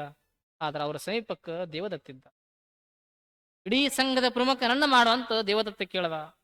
ಬುದ್ಧ ಹೇಳ್ದ, ಸಂಘದ ಪ್ರಮುಖನ ಮಾಡ್ಲಿಕ್ಕೆ ಬರೋದಿಲ್ಲ, ಅದು ಆಗ್ಬೇಕಾಗ್ತದ. ಅದು ಕೊಡೋದಲ್ಲ, ಅದು ತಾನೇ ಪಡಿಬೇಕಾಗ್ತದ. ಆಗ ಅರ್ಹತೆನಲ್ಲಿ ಇತ್ತಂದ್ರ ಇಡೀ ಸಂಘವೇ ನನಗ ಮುಖ್ಯಸ್ಥ ಅಂತ ಒಪ್ಕೊಳ್ತದ. ಅದು ನಾನೇ ನನ್ನ ಮುಖ್ಯಸ್ಥ ಸಂಘದ ಪ್ರಮುಖ ಅಂತಂದ್ರ ಸಂಘ ಹೆಂಗ ಒಪ್ಕೊಳ್ತದ. ಅದು ಕೊಡಾಕಲ್ಲ, ಅದು ತಾನೇ ಆಗ್ಬೇಕಾಗ್ತದ. ಈ ಸಂಘದ ಪ್ರಮುಖ ನನಗೆ ಬುದ್ಧ ಮಾಡ್ಲಿಲ್ಲ ಅಂತಂದ್ರ ಬುದ್ಧನ ಇಡಬಾರ್ದಂತ. ನಾನೇ ಇರಬೇಕು, ಆತ ಬುದ್ಧ ಹೋಗಬೇಕಂತ. ಈ ಭಾವಿತ್ತಂದ್ರ ಹೆಂಗ ಅಕ್ಷರ. ಹಾಗ ಎಲ್ಲಿವರೆಗೆ ಬುದ್ಧ ಅಲ್ಲಿ ದೇವದತ್ತ, ಇಲ್ಲಿ ಬಸವಣ್ಣ ಕೊಂಡಿ ಮಂಚನ್ನ. ಆಗ ಈ ಆಶ ರೋಷ ಎಲ್ಲಾ ಕಡೆ ಇರೋದಂತ. ರೋಷ ಇತ್ತಂದ್ರೆ ಜೀವನ ಯಾರಿಗ್ ಬಿಟ್ಟಿಲ್ಲ. ಆಗ ಪ್ರತಿಯೊಬ್ಬರ ಮನೆಗಳಲ್ಲಿ, ಊರಲ್ಲಿ, ಜಗತ್ತಿನ ಎಲ್ಲಾ ಕಡೆ ಅದು ರೋಷ ಇರೋದಂತ. ಅದನ್ನು ಎತ್ತಬೇಕು, ಅದ ಇಲ್ಲ ಮಾಡಬೇಕು. ಅವಾಗ ಏನಾಗ್ತದೆ, ಒಳಗ ಶಾಂತಿ ತುಂಬಕ್ ಶುರು ಆಗ್ತದೆ. ಹಾಗೆ ಜಗತ್ತೆಲ್ಲ ನಾವು ಘಟನೆಗಳು ನೋಡ್ತೀವಿ, ಎಲ್ಲಾ ಕಡೆ ಈ ರೋಷದ ಕಥೆಗಳಿದಾವಂತ. ಆಗ ನಮ್ಮ ಇನ್ನೊಬ್ಬರ ಮಾತ್ಯಾಕ ನಮ್ಮ ದೇಹದಲ್ಲಿ ಹಾಗೆ ಅದಂತ. ಯಾಕೆ ನಾವು ಏನ್ ವಿಚಾರ ಮಾಡ್ತೇವೆ ಅಂದ್ರೆ ಎಲ್ಲಾ ಬಗ್ಗೆ ದ್ವೇಷ ಮಾಡಕ್ ಶುರು ಮಾಡ್ತೀವಿ. ಅದು ಇರಬಾರದು, ಇದು ಇರಬಾರದು, ಅದು ಕೆಟ್ಟದ್ದು, ಅದು ಕೆಟ್ಟದ್ದು. ಹೀಗೆ ಪ್ರತಿಯೊಂದು ವಸ್ತುವಿನ ಬಗ್ಗೆ ದ್ವೇಷ ಮಾಡ್ತಾ ಶುರು ಮಾಡಿದ್ರೆ ಜೀವನ ದುಃಖವೇ ಆಗ್ತದೆ. ಆಗ ಹೊರಗಿನ ವಸ್ತು ಬಗ್ಗೆ ದ್ವೇಷ ಮಾಡ್ತೀವಿ, ವ್ಯಕ್ತಿ ಬಗ್ಗೆ ದ್ವೇಷ ಮಾಡ್ತೀವಿ. ಆಗ ಅಷ್ಟೇ ಅಲ್ಲ, ನಮ್ಮ ದೇಹದ ಬಗ್ಗೆ ನಾವು ದ್ವೇಷ ಮಾಡಕ್ ಶುರು ಮಾಡ್ತೀವಿ. ಬಲಗಾಲ ಚಲೋ ಅದ, ಎಡಗಾಲ ಚಲೋ ಇಲ್ಲ. ಬಲಗೈ ಚಲೋ ಅದ, ಎಡಗೈ ಚಲೋ ಅಲ್ಲ. ಈಗ ದೇಹದಲ್ಲಿ ಅವಯಗಳಲ್ಲಿ ದ್ವೇಷ ಮಾಡಿದ್ರೆ ಜೀವನ ಹೆಂಗ್ ಶುರು ಆಗ್ತದೆ. ಹೊಸ ಸೊಸಿ ಮನ್ಯಾಗ ಬಂದ್ರೆ ಬಲಗಾಲ ಇಡ್ಬೇಕಂತ, ಅಪ್ಪಿತ್ತ ಎಡಗಾಲ ಇಟ್ರ ಅವರು ಎಡಗಾಲ ಇಡಬಾರ್ದು, ಬಲಗಾಲ ಬೆಳಬಾರ್ದು, ಎಡಗಾಲ ಇಟ್ಟು ಬಿಡ್ತಾರ ಅವ್ರು. ಆಗ ನಾವು ಅವಯವಗಳಲ್ಲಿ ಸಮೇತ ದ್ವೇಷ ಮಾಡಕ್ ಶುರು ಮಾಡ್ತೀವಿ. ಹೀಗಿತ್ತದ್ರ ಜೀವನ ಒಂಥರ ಆಗಕ್ ಶುರು. ಅದಕ್ಕೆ ಈ ದ್ವೇಷವನ್ನ ಹೋಗಬೇಕು. ಯಾವಾಗ ದ್ವೇಷ ಹೋಗ್ತತು ಅಲ್ಲಿ ಜೀವನ ಶಾಂತಿ ಜೀವನ ಆಗ್ತದೆ. ಅದಕ್ಕಾಗಿನೇ ಅಲ್ಲಮರು ಹೇಳಿದರು, ಎರಡಿಲ್ಲದ ಕೂಸೆನೆತ್ತ ಬಲ್ಲಡೆ ಆತನೇ ಲಿಂಗಕ್ಕೆ ಕಾಣ ಗುಹೇಶ್ವರ. ಎರಡನ್ನ ಹೋಗಬೇಕು, ಆಸೆ ರೋಷನ್ನ ಹೋಗಬೇಕು, ಶಾಂತಿಯನ್ನು ಕೂಸು ಎತ್ಕೋಬೇಕು. ಒಂದು ಕೂಸನ್ನು ಎತ್ಕೋಬೇಕು. ಯಾವುದು ಕೂಸು? ಆ ಕೂಸನ್ನು ಎತ್ಕೊಂಡ್ರ ನಾವು ಶಾಂತಿಯನ್ನು ಪಡಿತೇವಂತ. ಎರಡಿಲ್ಲದ ಕೂಸನೆತ್ತಬಲ್ಲಡೆ ಆತನೇ ಲಿಂಗಕ್ಕೆ ಕಾಣ. ಎರಡಿಲ್ಲದ ಕೂಸು ಎತ್ತಬೇಕು. ಯಾವುದು? ಎರಡಿಲ್ಲದಂತ ಕೂಸು ಎತ್ತರು ಅವರ ಶಾಂತಿ ಸಿಗುತ್ತತು ಅಂತ. ಎರಡಿಲ್ಲದ ಕೂಸು ಯಾವುದು ಅನ್ನೋದು ಪ್ರಶ್ನೆ ತಿಳಿಸ್ತಾ ಇರೋದು.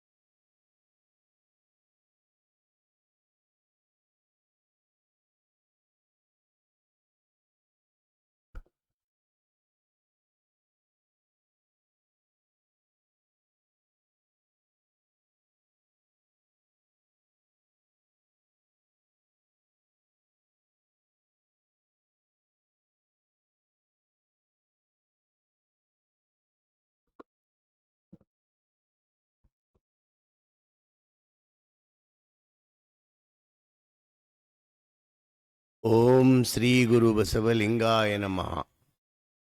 ಧರ್ಮಗುರು ಬಸವ ತಂದೆಯ ಪಾದಕ್ಕೆ ವಂದಿಸಿ, ಸದ್ಗುರುಗಳ ಚರಣಕಮಲಗಳನ್ನು ಸ್ಮರಣೆ ಮಾಡಿಕೊಂಡು,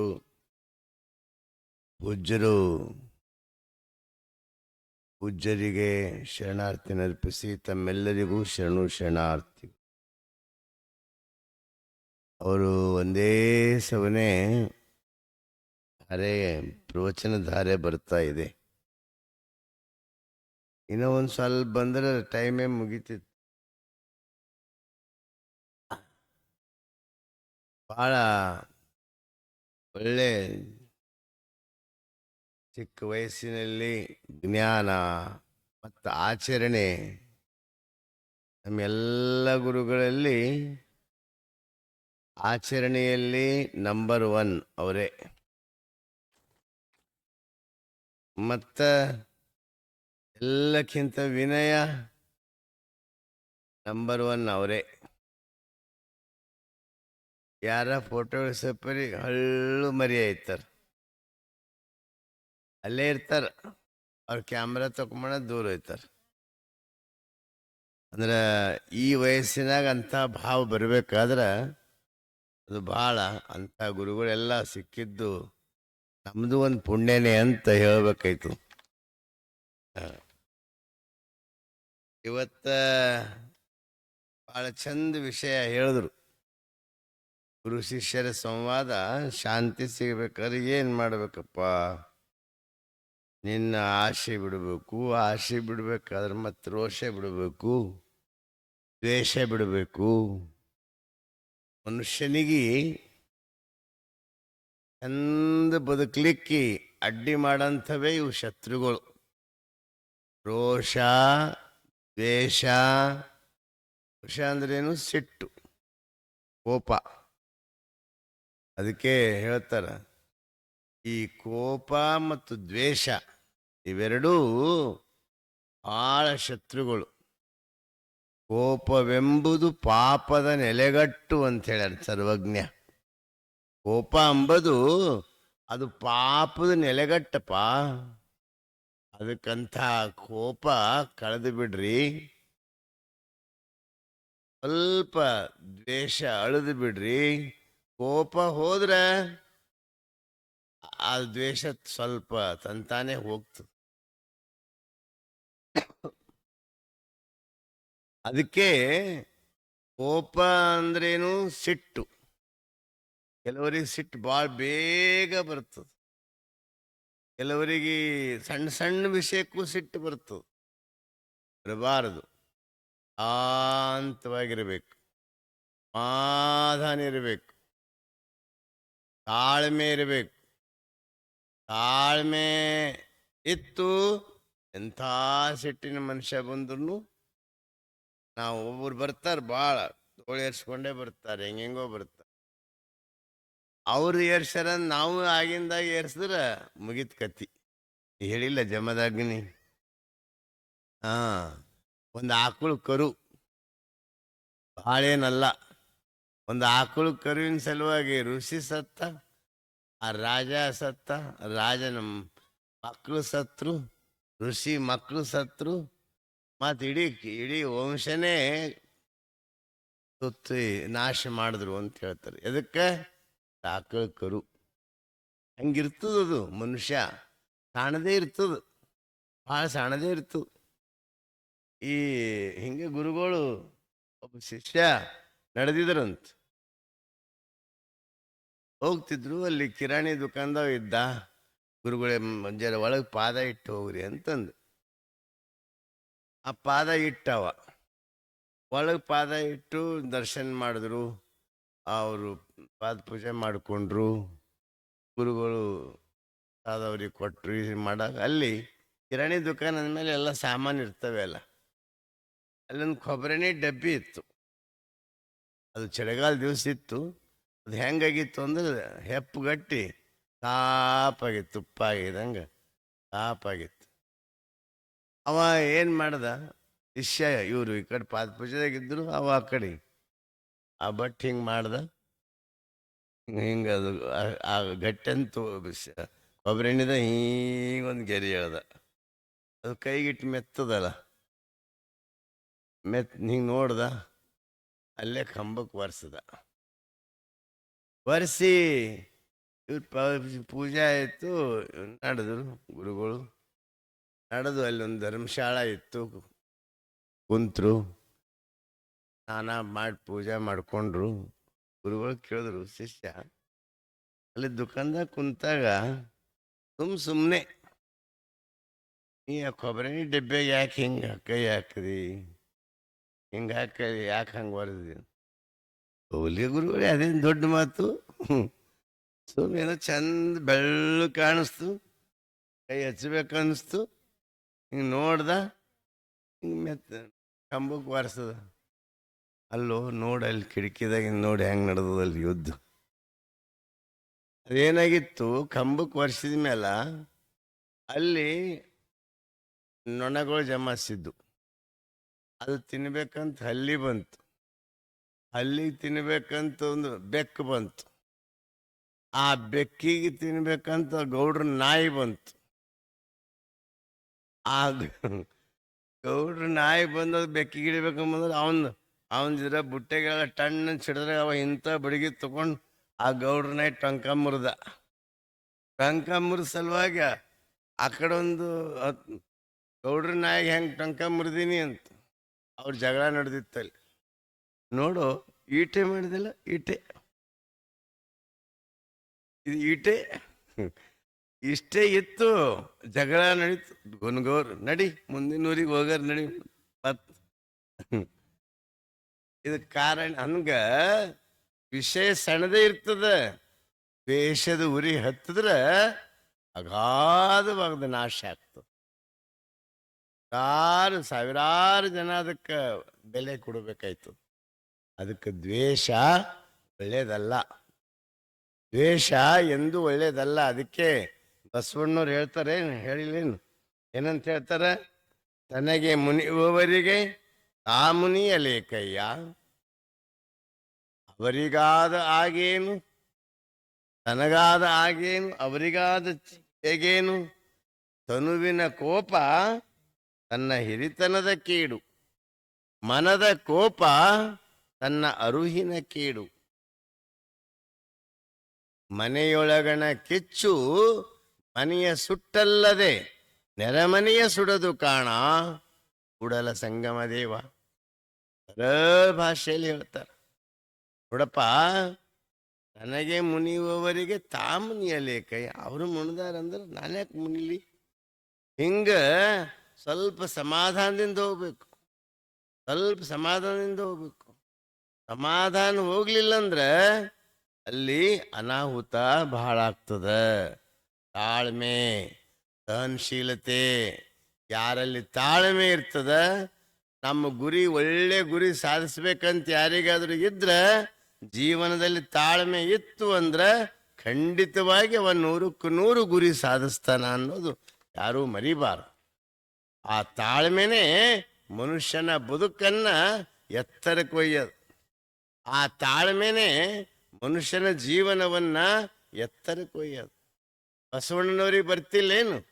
ಬಸವಣ್ಣವ್ರಿಗೆ ಕೊಲೆ ಮಾಡ್ಲಿಕ್ಕೆ ಬಂದಿದ್ದ, ಅವ್ರ ಬಲ್ಲಿನೂ ಸೈನ್ಯ ಇತ್ತು, ಮಹಾರಾಜರಿದ್ರು, ಮಹಾಮಂತ್ರಿ ಇದ್ರು. ಕೊಲೆ ಮಾಡ್ಲಿಕ್ಕೆ ಬಂದವ, ಅವ್ರ ಮುಖ ಪ್ರಸನ್ನತೆ ಮುಖ ನೋಡಿ ಚಾಂಡಾಲ ಚಿಕ್ಕಯ್ಯ ಅಂತ ಕಾಶ್ಮೀರದಿಂದ ಬಂದಿದ್ದ ಕೊಲೆ ಮಾಡ್ಲಿಕ್ಕೆ. ಅವ ಬಾಳ ಅವನು ಇದು ಕತ್ತಿ ಬಿತ್ತು ಕೆಳಗ, ಜನ್ನಂತು ಎಚ್ಚರ ಆಯ್ತು. ಎಚ್ಚರ ಆದ್ಮೇಲೆ ಅವಾಗ ಎದ್ರು, ಅವನು ಕಾವಿ ಬಟ್ಟಿ ನೋಡಿದ್ರು, ಲಿಂಗ ನೋಡಿದ್ರು. ಅವಾಗ ಅವ ಕೈ ಮುಗಿದ್ರು, ಇಲ್ಲ ನಾ ಕಾವಿ ಜಂಗಮ ಅಲ್ಲ, ನಾ ಲಿಂಗನೂ ಅಲ್ಲಿದು, ಕಲ್ಲು ಕಟ್ಕೊಳೀನಿ, ನಾನು ಕಳ್ಳ, ದೊರಡೆ ಕೋರ, ಕೊಲೆಗಡಕ, ನಿಮ್ಗೆ ಕೊಲೆ ಮಾಡ್ಲಿಕ್ಕೆ ಬಂದಂಥವ ಅಂತವ ಅಳ್ಳತ್ತ.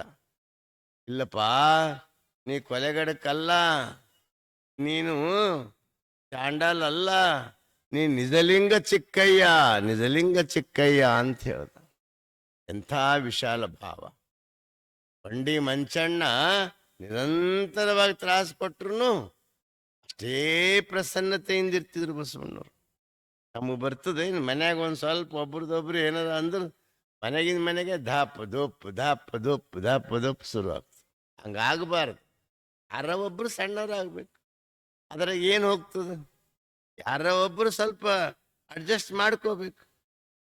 ಅವರು ಅಷ್ಟೇ ಇವರು ಅಷ್ಟೇ ಅಂದ್ರೆ ಅದು ಮನೆ ರಣರಂಗ ಆಯ್ತು. ಮನೆಗೆ ಸಮಾಧಾನ ಇರಲ್ಲ. ಮನಿ ಮಹಾಮನಿ ಆಗಲ್ಲದು. ಮನಿ ಸಂಕೋಚಿತ ಆಯ್ತು. ಅದಕ್ಕೆ ಅಂಥ ಕೋಪ ತಾಪ ಮಾಡ್ಕೋಬಾರ್ದು. ಅದಕ್ಕೆ ನಮ್ಮ ಕೋಪ ಹೆಂಗಿರ್ಬೇಕಪ್ಪ? ಜಸ್ಟ್ ಬಂತೇನೋ ಹೋಯ್ತೇನೋ ಅನ್ನಂಗೆ ಆಗಿಂದಾಗ ನೀರಿನ ಮೇಲೆ ಗೆರಿ ಎಳ್ದಂಗಿರ್ಬೇಕಂತ ಹೇಳ್ತಾರೆ. ನೀರಿನ ಮೇಲೆ ಗೆರಿ ಎಳಿರೋಳೆ ಎಷ್ಟು ಹೊತ್ತಿರ್ತದ್ರಿ ಅದು? ಹಿಂಗೆ ಎಳೆದ ಕೂಡಲೇ ತಕ್ಷಣ ಹೋಗೇ ಬಿಡ್ತದೆ. ಹಂಗ ನಾವು ತಾಳ್ಮೆ ಸಹನಶೀಲತೆ ನಿಮ್ಗೆ ಹೇಳಿರ್ಬೇಕು. ನಮ್ಮ ಸಿಸ್ಟರ್ ನಿವೇದಿತಾ ಅಂತ ಸ್ವಾಮಿ ವಿವೇಕಾನಂದ ಶಿಷ್ಯಳು. ಆಕಿ ಅನಾಥಾಶ್ರಮ ನಡೆಸ್ತಿದ್ರು. ಹೆಂಗಿಲ್ಲಿ ಮಕ್ಕಳು ಬಡವ ಮಕ್ಕಳು ಅರಲ್ಲ ಅಂಥ ತಂದೆ ತಾಯಿ ಇಲ್ದಂಥ ಮಕ್ಕಳು, ತಂದೆ ತಾಯಿ ಇದ್ರು ಬಡವ ಮಕ್ಕಳಿಗೆ ಇಟ್ಕೊಂಡು ವಿದ್ಯಾ ಬುದ್ಧಿ ಕಲಿಸ್ತಿಳು. ಒಂದು ರಾತ್ರಿ ಮಕ್ಕಳಿಗೆ ಊಟಕ್ಕೆ ಏನಿರಲಿಲ್ಲ. ಪಕ್ಕದ ಮನೆಗೆ ಒಬ್ಬ ಸಾವ್ಕಾರದ ಮನೆಗೆ ಹೋದಳು. ಸಾವ್ಕಾರನ ಮನೆಗೆ ಹೋಗಿ ಬೆಲ್ ಬಾರಿಸ್ದಳು. ಸಾವ್ಕಾರ ಮನೆಗಳೆಲ್ಲ ಮುಚ್ಚೆ ಇರ್ತಾವ. ಬೆಲ್ ಬಾರಿಸ್ದಳು. ಮನೆ ತೆರೆದ ಬಾಗಿಲು ತೆರೆದು ಬಂದ. ಏನು, ಯಾರು ನೀನು ಅಂತ ಕೇಳ್ದ. ನನ್ನ ಹೆಸರು ನಿವೇದಿತಾ ಅದ, ನಾನೊಂದು ಮಕ್ಕಳಿಗೆ ಸಾಕ್ತೀನಿ, ಬಡ ಮಕ್ಕಳಿಗೆ ಸಾಕ್ತೀನಿ, ಅದಕ್ಕೆ ನೀವು ಸ್ವಲ್ಪ ನಂಗೆ ಸಹಾಯ ಮಾಡ್ರಿ, ಮಕ್ಕಳಿಗೆ ಊಟಕ್ಕೆ ಏನಿಲ್ಲ ಅಂತ ಹೇಳ್ದ. ಬಾ ಅಂದ. ಆಕಿ ಒಂದು ಹೆಜ್ಜೆ ಮುಂದಿಟ್ಟು ಕಪಾಳಕ್ಕ ಗಚ್ಚಾಗಿ ಹೊಡೆದ, ಜೋರಾಗಿ ಹೊಡೆದ. ಆಕಿಂದ ಎಷ್ಟು ತಾಳ್ಮೆ! ಕರ್ರೆ, ಇದು ನನಗೆ ಸಿಕ್ತು, ನನ್ನ ಮಕ್ಕಳಿಗೆ ಬೇಕಲ್ಲ ಅಂದರು. ಎಂಥ ತಾಳ್ಮೆ ಇರಬೇಕು ನೋಡ್ರಿ. ಅಂದ್ರೆ ಹಂಗೆ ನಾವು ತಾಳ್ಮೆ ಗುಣ ನಾವು ಬೆಳೆಸ್ಕೊಂಡ್ರೆ ನಮ್ಮ ಜೀವನದಲ್ಲಿ ಸುಖಿಗಳಾಗ್ತೀವಿ, ಸಂತೃಪ್ತಿಯಿಂದ ಬದುಕ್ತೀವಿ, ಸಮಾಧಾನ ಆಗ್ತೀವಿ. ಅದಕ್ಕೆ ಅಂಥ ತಾಳ್ಮೆ ನಮ್ಮಲ್ಲಿ ಬೇಕು. ಅದಕ್ಕೆ ಹೇಳ್ತಾರಲ್ಲ ಶರಣರು, ಮಹಾತ್ಮರು, ಏನಂತ ಹೇಳ್ತಾರ, ಯಾರು ನಾವು ಸ್ವಲ್ಪ ತಾಳ್ಮೆ ತಗೊಂಡ್ರೆ ಸಂತಾನ ಎಲ್ಲ ಸರಿ ಆಗ್ತದೆ, ಸಂತಾನ ಸರಿ ಆಗ್ತದೆ. ಈಗ ನಮ್ಮಲ್ಲಿ ಬರ್ತಾರೆ ಕೆಲವರು ನೌಕರಿ ಇದ್ದವ್ರು, ಅವ್ರು ಇದ್ದವ್ರು ಬರ್ತಾರೆ, ಗುರುಗಳೇ ಅವ ಹಿಂಗೆ ಮಾಡ್ಯಾನ ನೋಡ್ರಿ, ಹಿಂಗೆ ಮಾಡ್ಯಾನ ಹಂಗೆ ಏನು ಕುಣ್ಕೋತ ಬರ್ತಾರೆ. ಮುಖ ಗಿಖ ಕೆಂಪಾಗ್ತದ, ಕಣ್ಣೆಲ್ಲ ಕೆಂಪಾಗಿರ್ತಾವ. ಬರ್ತಿರ್ತಾರೆ, ಹೇಳ್ತಿರ್ತಾರೆ. ನಾ ಸಮಾಧಾನ, ಆಯ್ತಪ್ಪ ಆಯ್ತು, ಹೇಳ್ತೀನಿ ಅಂತ ಅವ ಮಾರಿ ಮಾಡಿ ಹೋಗ್ತಾನೆ. ಗುರುಗಳು ಏನು ಹೇಳಿದ್ರು ಏನು ಅಂತಾನ. ಅಂದ್ರೆ ಅವನಂಗೆ ನಾವು ಹಿಂಗೆ ಬಂದಾಡ್ಯಾನವ ನಡಿ ಅಂತಂದ್ರೆ ಅವ ಹಾಗೆ. ಹಂಗಲ್ಲದು. ಪ್ರತ್ಯಕ್ಷ ಕಂಡರೂ ಪ್ರಮಾಣಿಸಿ ನೋಡು ಅಂತ ಹೇಳ್ತಾರೆ. ಯಾರು ನಾವು ಪ್ರತ್ಯಕ್ಷ ಕಂಡ್ರೂ ಬರೆಗೆ ಹಚ್ಚಿ ನೋಡ್ಬೇಕು, ಅದನ್ನ ಕ್ರಾಸ್ ಚೆಕ್ ಮಾಡಿ ನೋಡ್ಬೇಕು. ಹೌದಾ ಇವು ಹೇಳಿ ಸತ್ಯನೋ ಅಸತ್ಯನೋ. ಯಾರ್ದೋ ಮಾತು ಕೇಳಿ ನಾವು ಯಾರ್ದೋ ಮಾತಿಗೆ ಜಗಳಕ್ಕೆ ಹೋಗ್ಬಾರ್ದು. ಭಾಳ ಜನ ಹೆಂಗೆ ಮಾಡ್ತಾರೆ, ಯಾರೋ ಬಂದು ಕಿವ್ಯಾಗ ಏನೋ ಹೇಳಿದ ಕೂಡಲೇ ಅಂತ ಹೋಗ್ತಾರೆ. ಹಂಗಲ್ಲದು. ನಾವು ಸ್ವಲ್ಪ ತಾಳ್ಮೆ ಸಹನಶೀಲತೆ ಇದ್ರೆ ನಮ್ಮ ಬದುಕು ಚಂದ ಆಗ್ತದ, ಬದುಕು ಬಂಗಾರ ಆಗ್ತದ. ಅದಕ್ಕೆ ಅಂಥ ತಾಳ್ಮೆ ಮತ್ತು ಕೋಪ, ದ್ವೇಷ ಅಂದ್ರೇನು, ಕೋಪದು ಅವೆಡ್ಡು ಏನು ತಾಯಿ ಮಗಳಿದ್ದಂಗೆ. ಅದಕ್ಕೆ ನಾವು ದ್ವೇಷನು ಮನುಷ್ಯನ ಭಾಳ ಕೆಟ್ಟದ್ದು. ಒಬ್ರು ಸರ್ ಮನೆಗೆ ಹೋಗಿರಂತ ಗುರುಗಳು ಹೇಳಿದ್ರು. ಇವತ್ತು ನಂಗೆ ಮಹಾರಾಷ್ಟ್ರದಾಗ ಈಶ್ವರ ಮನೆಗೆ ಹೋದಾಗ ಸಾಯ್ಲತ್ತಿನಂತವ. ಸಾಯ್ತಾ ಇದ್ದಾಗ ಪಪ್ಪ ಪಪ್ಪ ಪಪ್ಪ ಅಲತ್ತಿನಂತವ. ಏನೋ ಹೇಳವನ, ಏನೋ ಗಂಟೆ ಇಟ್ಟಿರಬೇಕು. ಎಲ್ಲರೂ ಹೋಗಿ, ಮನೆಯವರೆಲ್ಲ ಹೋಗಿ ಡಾಕ್ಟ್ರ್ ಕರೆದ್ರಂತ. ಅವಾಗ ಡಾಕ್ಟ್ರ್ ಕರೆಸಿ ಒಂದು ಏನೋ ಲಕ್ಷಾನುಗಟ್ಲೆ ಕಿಮ್ಮತ್ತಿಂದ 1-2 ಇಂಜೆಕ್ಷನ್ ಕೊಟ್ಟು ಅವನಿಗೆ ಒಂದು ಮಾತು ಬರಂಗೆ ಮಾಡಿದ್ರಂತ. ಅವಾಗ ಅವ ಹೇಳನಂತ, ಪಕ್ಕದ ಮನೆಯವನಿಗೆ ಮುಗಿಸ್ಬಿಡು ನೀನು ಅಂತ ಹೇಳಿ ಕಣ್ಣು ಮುಚ್ದನಂತವ. ನೋಡ್ರಿ ಎಂಥ ದ್ವೇಷ. ಅದಕ್ಕೆ ಅಂಥ ದ್ವೇಷ ಒಳ್ಳೇದಲ್ಲ. ಅಕ್ಕ ತಂಗಿಯರಿದ್ರಿಬ್ರು, ಭಾಳ ಪ್ರೀತಿಯಿಂದಿದ್ರು. ಎಲ್ಲ ಮನ್ಯಾಗ ನಡೆದಿದ್ದೆ, ಏನು ಕಥೆ ಅಲ್ಲ. ಭಾಳ ಪ್ರೀತಿಯಿಂದಿದ್ರು. ಅಕ್ಕಗೆ ನೆಂಟಸ್ಥಾನ ಬರ್ಲತ್ತು. ತಂಗಿ ಸ್ವಲ್ಪ ಚಲೋ ಇದ್ದಳು. ಆ ಕೇಶ ರಾಶಿ ಅದೆಲ್ಲ ನೋಡಿ ಸ್ವಲ್ಪ ಎಲ್ಲರೂ ತಂಗಿಗೆ ಕೊಡ್ರಿ ಅಂತ ಕೇಳ್ತಿದ್ರು. ತಂಗಿ ಅಂತೇಳಿ ಇಲ್ಲ ಅಕ್ಕನ ಮದುವೆ ಆಗಸ್ತಾನ ನಾನು ಒಲ್ಲೆ ಅಂತ ಅಂತೀವಿ. ಯಾರು ಬಂದ್ರು ಅಕ್ಕನ ಮದುವೆ ಆಗಲಿ ಅಂತೇಳಿ, ಅಂತ. ತಂಗಿ ಮನಸ್ಸು ವಿಶಾಲ. ಆದ್ರೆ ಅಕ್ಕ ಎಲ್ಲರೂ ಈಕಿಗೆ ಇದು ಮಾಡ್ಲತ್ತಾರ ಅಂತ ಆಕಿನ ಒಳಗೆ ದ್ವೇಷ ಬೆಳೀತು. ದ್ವೇಷ ಬೆಳೆದ ಆಕಿ ಮಲ್ಕೊಂಡಾಗ ಪೂರ ಕತ್ರಿ ತಗೊಂಡು ತಲೆ ಕೂದಲೆಲ್ಲ ಕಟ್ ಮಾಡಿ ಹಾಕುದು. ನೋಡಿ ಇದು ಎಂಥ ದ್ವೇಷ. ಈಕಿನ ಮನಸ್ಸು ಎಷ್ಟು ವಿಶಾಲದ, ಅವನ ಮನಸ್ಸು ಹೆಂಗದ. ಅದಕ್ಕೆ ಅಂಥ ದ್ವೇಷ ಒಳ್ಳೇದಲ್ಲ, ಒಳ್ಳೇದಲ್ಲ. ಇನ್ನೊಂದು ಘಟನೆ ಹೇಳ್ತೀನಿ, ನಡೆದಿದ್ದೆ. ಒಬ್ರು ಗಂಡ ಹೆಂಡತಿ ಇದ್ರು, ಭಾಳ ಆನಂದವಾಗಿದ್ರು, ಸಂತೋಷವಾಗಿರ್ತಿದ್ರು, ಸುಖವಾಗಿದ್ರು. ವಯಸ್ಸಾಯಿತು, ಒಂದು ಮದುವೆಯಾಗಿ ಒಂದು 15 ವರ್ಷ ಆಗಿತ್ತು. ಆದ್ರೆ ಪಾಪ ಹೆಂಡತಿಗೆ ಕ್ಯಾನ್ಸರ್ ಆಯಿತು. ಕ್ಯಾನ್ಸರ್ ಆದಮೇಲೆ ಡಾಕ್ಟ್ರ್ ಬಲ್ಕ್ ಹೋದರು. ಇಲ್ಲ, ಈಕಿ ಇನ್ನು 1 ತಿಂಗಳದಾಗ ಆ ಸಮಯ ಈಕಿ ಇರಳು, ಕ್ಯಾನ್ಸರ್ ಭಾಳ ಎಲ್ಲ ಶರೀರ ಎಲ್ಲ ವ್ಯಾಪಿಸ್ಯದ ಅಂತ ಹೇಳಿದ್ರು. ಪಾಪ ಗಂಡನಿಗೆ ದುಃಖ ಆಯಿತು, ಹೆಂಡ್ತಿಗೂ ಆಯಿತು. ಆಗಲಿ ಅಂತ ತಿಳ್ಕೊಂಡು ಬಂದದ್ದು ಸ್ವೀಕಾರ ಮಾಡ್ಬೇಕಂತ ತಿಳ್ಕೊಂಡು ಆಕಿ ಬಂದಳು, ಗಂಡಗೆ ಅಂದಳು, ಮತ್ತು ನಾನಂತೂ 1 ತಿಂಗಳದಾಗ ಹೋಗ್ತೀನಿ, ನಾನೊಂದು ಚಂದ ದೊಡ್ಡ ಫೋಟೋ ನಾನು ಬರ್ಸಿ ತಂದು ಕೊಡ್ತೀನಿ, ಮನ್ಯಾಗ ನೀ ಹಚ್ಚಬೇಕು ಅಂತ ಹೇಳಿದ್ರು. ಆಯಿತು ಹಚ್ತೀನಿ ಅಂತ ಒಂದು ದೊಡ್ಡ ಫೋಟೋ ಬರ್ಸ್ಬೇಕಂತ ಫೇಮಸ್ ಇಡೀ ದೇಶದಾಗೆ ಒಳ್ಳೆ ಚಿತ್ರ ಯಾರು ಬರೀತಾರ ಅಂಥವನ್ ಬಲ್ಲಿ ಹೋದಳು. ಆಕಿ ಕುಂತಳು ಅಲ್ಲಿ.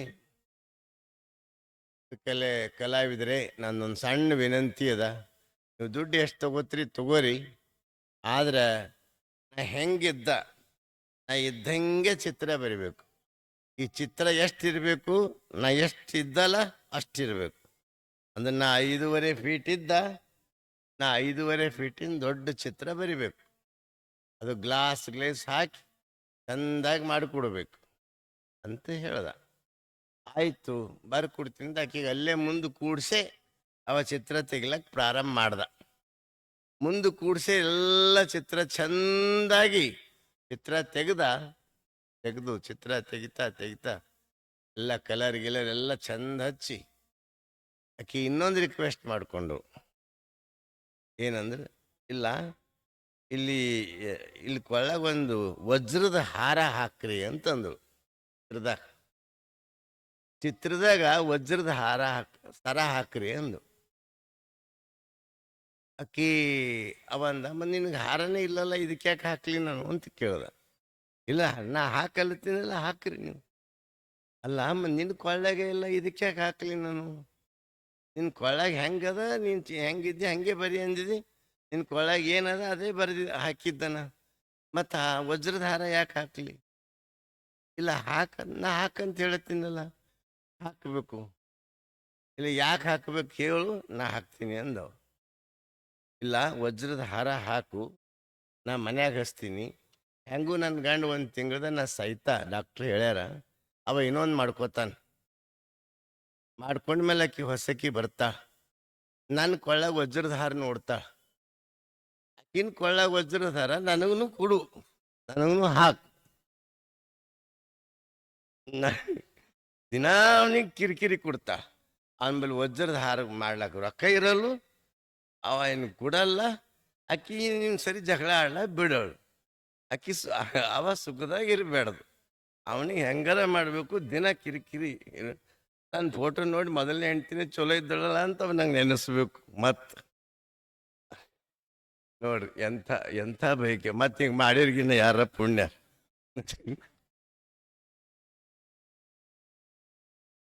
ಅಲ್ಲದು ಇಂಥ ದ್ವೇಷ ಇದು ಒಳ್ಳೆಯದಲ್ಲ.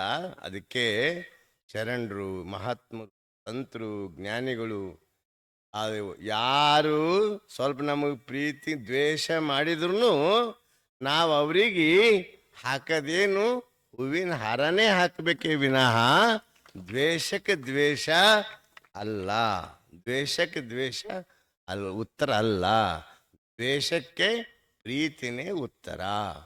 ಯಾರು ಮುಳ್ಳು ಹಾಕಿದ್ರೆ ಅವ್ರ ಹಾದ್ಯಾಗ ಹೂ ಹಾಕ್ರಿ, ಯಾರು ಕಲ್ಲು ಹೊಡೆದ್ರೆ ಅವ್ರ ಮನೆ ಮೇಲೆ ಹಣ್ಣು ಹಾಕ್ರಿ ಅಂತ ಮಹಾತ್ಮರೆಲ್ಲ ಹೇಳ್ಯಾರ.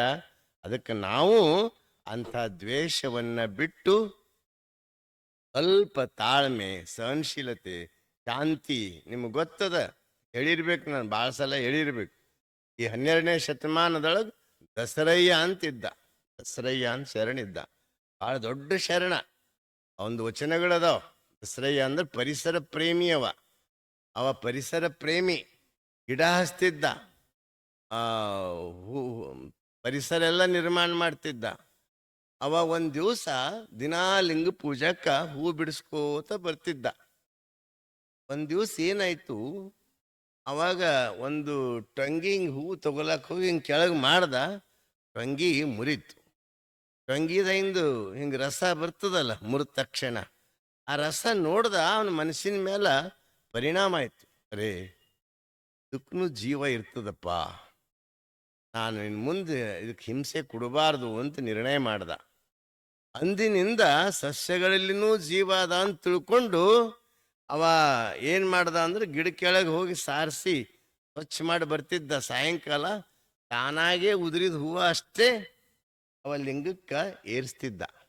ಯಾರು? ದಸರಯ್ಯ. ತಾನ ಅದಕ್ಕೆ ವಚನ ಹೇಳ್ತಾನೆ, ಗಿಡದ ಉದುರಿದ ಹೂವಿನ ಹಂಗು ನನಗಯ್ಯ, ಮ್ಯಾಲಿದ್ದಿದ್ದು ನಿನಗಯ್ಯ ಅಂತ ಒಂದು ವಚನನೂ ಅದ ಒಂದು.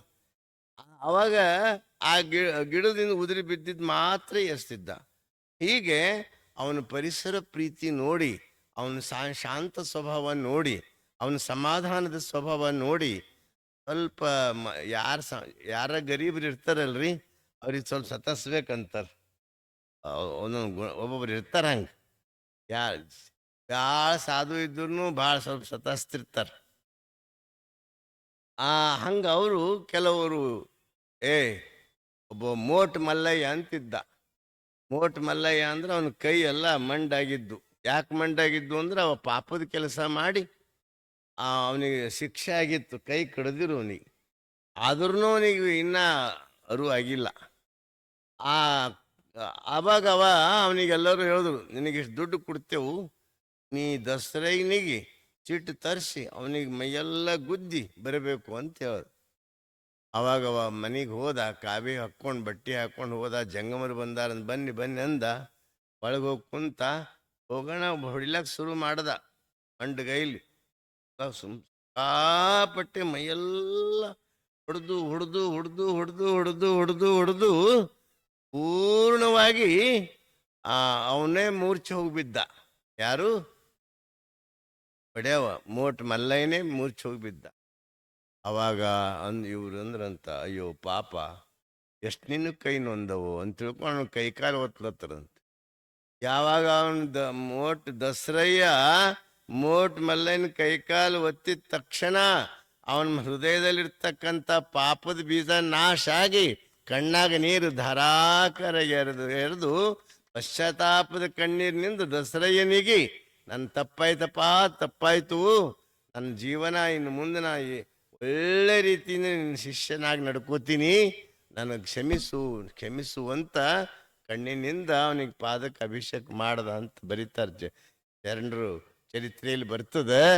ಅಂಥ ತಾಳ್ಮೆ, ಸಹನಶೀಲತೆ, ಸಮಾಧಾನ ಗುಣ ನಮ್ಮಲ್ಲಿದ್ದರೆ ನಮ್ಮ ಸಂಸಾರಗಳು, ನಮ್ಮ ಸಂಸಾರ, ನಮ್ಮ ಮನೆ ಅವೆಲ್ಲ ಹೆಂಗಾಗ್ತವ ಅಂದ್ರೆ ಅದು ಭಾಳ ಶಾಂತ ಮನೆ ಆಗ್ತದೆ, ಅದು ಮಹಾಮನಿ ಆಗ್ತದೆ. ಆ ಮನಿನೇ ಕೈಲಾಸ ಆಯ್ತದ, ಆ ಮನಿನೇ ಸ್ವರ್ಗ ಆಯ್ತದ. ಅಂತ ಸ್ವರ್ಗನೇ ನಮ್ಮ ಮನೆ ನಾವು ಮಾಡ್ಕೊಳ್ಳೋದು ಯಾರ ಕೈಯಾಗದ? ನಮ್ಮ ಕೈಯಾಗೆ ಅದ. ಅದಕ್ಕೆ ನಾವು ನಮ್ಮ ಮನೆಗಳನ್ನು ಸ್ವರ್ಗ ಮಾಡ್ಕೋಬೇಕಾದ್ರೆ ನಾವು ಸ್ವಲ್ಪ ಬದುಕಿನಲ್ಲಿ ತಾಳ್ಮೆ ರೂಢಿಸ್ಕೋಬೇಕು, ಕೋಪ ಸ್ವಲ್ಪ ಕಡಿಮೆ ಮಾಡ್ಕೋಬೇಕು, ಶಾಂತ ಸ್ವಭಾವವನ್ನು ನಾವು ರೂಢಿಸ್ಕೋಬೇಕು, ಆ ದ್ವೇಷವನ್ನು ಬಿಡಬೇಕು. ಎಷ್ಟು ದಿನ ಬದುಕೋರಿದ್ದೇವ್ರಿ ದ್ವೇಷ ಮಾಡಿ? ಅದೇನು ಹೇಳ್ತಾರಲ್ಲ, ಹಾಲು ಕುಡಿದವ್ರೆ ಒಂದು ದಿವಸ ಹೆಂಗೂ ಸಾಯ್ತಾರೆ, ವಿಷ ಕುಡಿದವರು ಇರ್ತಾರೆ ಇಲ್ಲ. ಹಂಗೆ ನಾವು ಒಳ್ಳೇದು ಮಾಡಿರೂ ಒಂದು ದಿವಸ ಹೋಗೋದಿರ್ತದ, ಕೆಟ್ಟದ್ದು ಮಾಡಿ ಯಾಕೆ ನಾವು ಹೋಗಬೇಕು? ಇರಸ್ ತನಕ ಏನದ ಒಳ್ಳೇದು ಮಾಡಿ ಹೋಗೋದೇ ನಮ್ಮ ಕರ್ತವ್ಯ. ಅಂತ ಶರಣರ ಮಾರ್ಗ ಒಳ್ಳೇದು ಮಾಡೋದದ. ಪ್ರೀತಿಗೆ ದ್ವೇಷ ಬಿಟ್ಟು ಪ್ರೀತಿಯಿಂದ ಆನಂದದಿಂದ ನಾವು ಬದುಕೋಣ ಅಂತ ಶಕ್ತಿ ಗುರು ಬಸವಣ್ಣ ನಮಗೆಲ್ಲ ಕೊಡ್ಲಿ ಅಂತ ಪ್ರಾರ್ಥಿಸಿ ಇವತ್ತಿನ ಪ್ರವಚನ ಕಾರ್ಯಕ್ರಮವನ್ನ ಮಂಗಲ ಮಾಡೋಣ. ಜೀವನದಾಗ ಸಿಟ್ಟು ಚಂದಲ್ಲ, ದ್ವೇಷ ಚಂದಲ್ಲ, ನಗನಗುತ್ತಾ ಬದುಕಬೇಕು. ಇವತ್ತಿನ ವಿಶೇಷ ಭಾಳ ಚೆನ್ನಾಗಿ ಹೇಳಿದ್ದಾರೆ. ಅತ್ತಿ ಸೊಸಿನೂ ಕೂಡ ಮನ್ಯಾಗ ಚಂದ ಇರ್ಬೇಕ್ರಿ. ಅತ್ತಿ ಒಂದ್ ಕಡೆ ಸೊಸೆ ಒಂದ್ ಕಡೆ ಆಗ್ಬಾರ್ದು. ಅತ್ತೆಗೊಂದು ಕಾಲ ಇದ್ದಾಗ ಸೊಸೆ ಒಂದು ಕಾಲ ಇರ್ತದ. ಈ ನಮ್ಮ ಬಾಲ್ಕಿ ಜನ ಭಾಳ ಒಳ್ಳೆಯವರು ಇದ್ದೀರಿ.